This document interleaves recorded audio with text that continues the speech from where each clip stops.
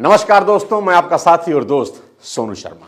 आज बात करने वाला हूं अपने सबसे फेवरेट टॉपिक लीडरशिप कि एक लीडर को कैसा होना चाहिए और क्या क्वालिटीज डेवलप करके एक आम इंसान खास लीडर बन सकता है कि सभी लोग आपको प्यार करें, आपकी इज्जत हो। एक ऐसा इंसान जिसके कहने पर लोग अपनी जान की बाजी तक लगा दें। इसके लिए सबसे पहले यह समझना बहुत जरूरी है कि लीडर बनने के शुरुआती प्रोसेस में दुख सहना सबसे ज्यादा इंपॉर्टेंट है। तकलीफों से आपको मोहब्बत करनी ही होगी। यह सफर एक कैटरपिलर, एक इल्ली के तितली बन जाने जैसा है।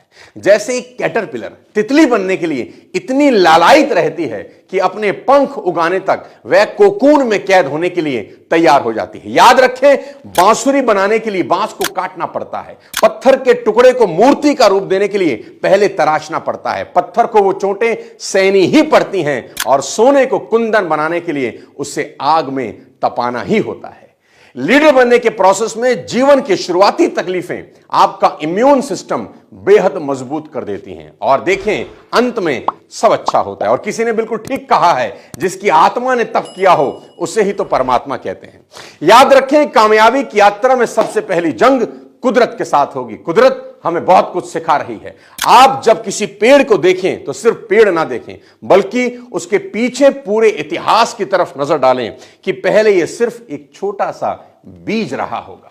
धरती मां लाड करके इसको निकम्मा कभी नहीं बनाती। पहले उसे जमीन में गाड़ा जाता है ताकि वह अपनी जड़ें जमा सके, फिर भीतर से बाहर फूटे कि जब यह सिर्फ छोटा सा पौधा था, कोई छोटा सा बच्चा इसे उखाड़ सकता था, जानवर इसे खा सकते थे, सूखा, बाढ़, कीड़े मकोड़ों का खतरा था, इसने सबको झेला। एक लीडर को भी शुरुआत के दौर में सब कुछ झेलना ही होगा। एक बीज सब झेलता है ताकि वह एक विशाल पेड़ बन सके।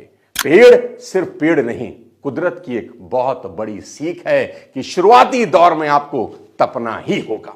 लीडरशिप के 7 सिद्धांत, प्रिंसिपल्स मैं आज आपको बता देना चाहता हूं।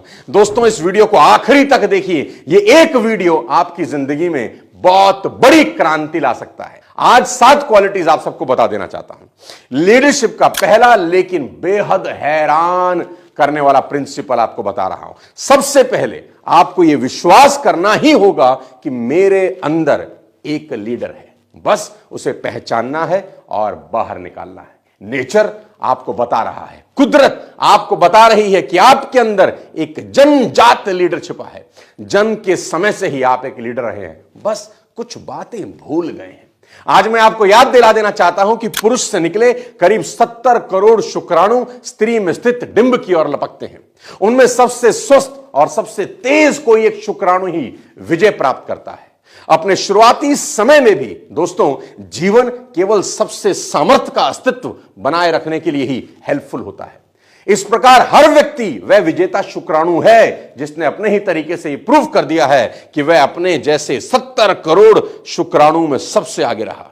उसके बाद मां के गर्भ में डेवलप होना, फिर गर्भ से अलग होने का खतरा, वो चैलेंजेस, वो दबाव, त्याग, बलिदान।